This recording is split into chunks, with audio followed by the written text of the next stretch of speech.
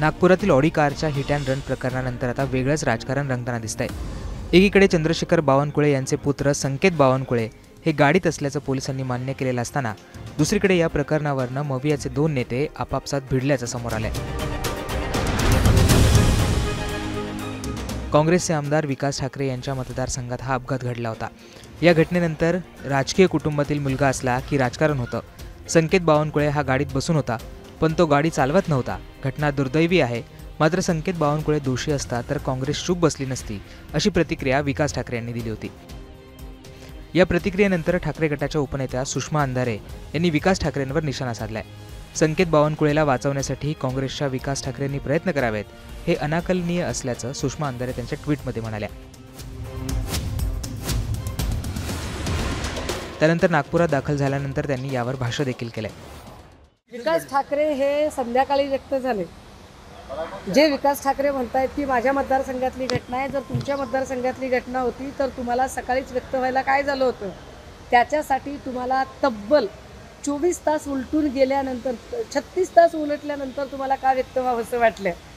त्याच्यापैकी जो एक आहे, मला वाटते अर्जुन हावरे या नावाची जी व्यक्ती आहे, या व्यक्तीच्या वडिलांचा आणि एकूण ठाकरे बोलतायत त्या स्टेटमेंटमध्ये काय नेमका अर्थार्थी संबंध आहे, अशा अनेक गोष्टी आहेत ती तथ्य अजून समजून घ्यायचा प्रयत्न करेल। तुम्ही गिव्ह अँड टेक म्हटलं, थेट विकास ठाकरेंवर आरोप आहे हा, आणि काय म्हणायचं काय नेमकं विकास गिव्ह अँड टेक याचा अर्थ लगेचच तुम्ही आर्थिक देण्याघेण्याकडे नेऊ नका।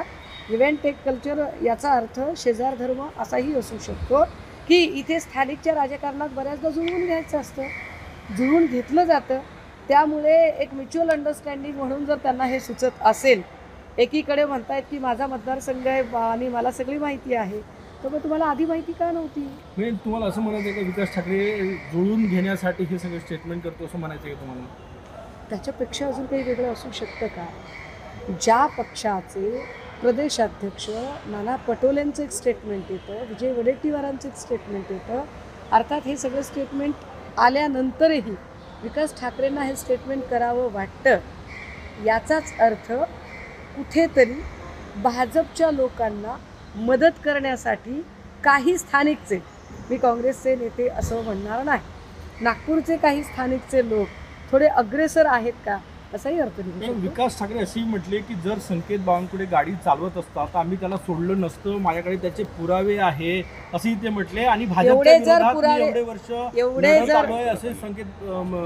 जर पुरावे त्यांच्याकडे होते तर माझा साधा प्रश्न आहे, रविवारी मध्यरात्री अपघात झाला, त्या अपघातावर व्यक्त होण्यासाठी त्यांना मंगळवारची संध्याकाळ का शोधावी लागली? सोमवार अख्खा दिवस गेला, मंगळवारच्या दुपारपर्यंत पण त्यांना ते काही करावंसं वाटलं नाही, आणि संध्याकाळी त्यांना त्यांच्या म्हणजे मतदारसंघातली एवढी माहिती असू शकते काय असं? सुषमा अंधारे यांनी टीका केल्यानंतर विकास ठाकरे यांनी यावर प्रतिक्रिया दिली आहे। 40 वर्ष आपण इथे राजकारण करत आहोत, बाहेरच्यांनी सांगायची गरज नाही, असं ते म्हणाले। सगळ्यात पहिले तर माझी भूमिका हीच आहे की जो आरोपी असेल त्याला सजा व्हावी।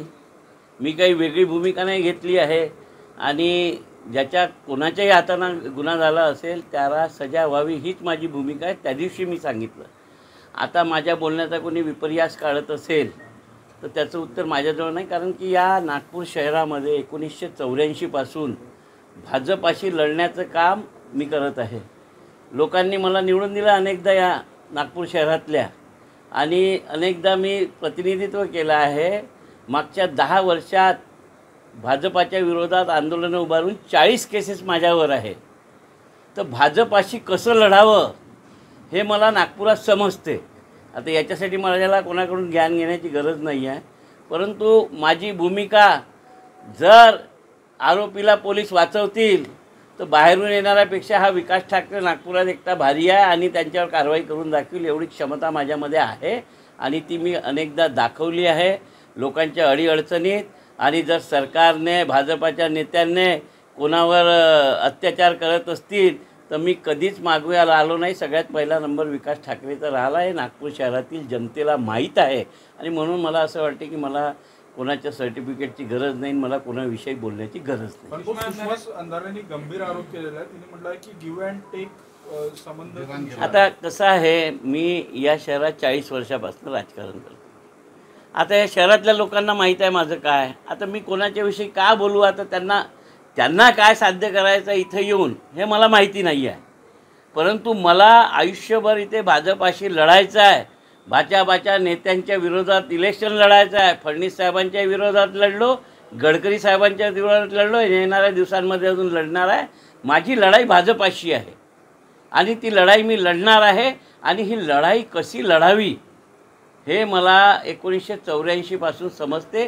तेव्हाच्या नागपूर शहरातल्या जनतेने अनेकदा मला निवडूनसुद्धा दिलेलं आहे. आणि म्हणून मी काही या दुसऱ्या कोणाच्या बोलण्याकडे लक्ष देत नाही. नागपूरचा विषय आहे, नागपुरात ही माझ्या मतदारसंघाचा विषय आहे. आणि या विषयाचं गांभीर्य लक्षात घेता कुठलाच आरोपी वाचणार नाही. जर याच्यात मोठा नेता असेल तोही वाचणार नाही. कारण की हा नागपुरातला न्याय नागपुरातच होणार आहे. म्हणून तुम्ही निश्चिंत राहावं की या कोणावर अन्याय होत असेल तर त्याला न्याय देण्यासाठी विकास ठाकरे अर्ध्या रात्री जातोय, नागपूरच्या लोकांना माहिती. दरम्यान चंद्रशेखर बावनकुळे यांच्या मुलाच्या ऑडी गाडीने अपघात केल्यानंतर अनेक प्रश्न विचारले जात आहेत. या प्रकरणात विरोधकच आपापसात भिडल्याने पुढे काय होतं हे पाहणं महत्त्वाचं असणार आहे.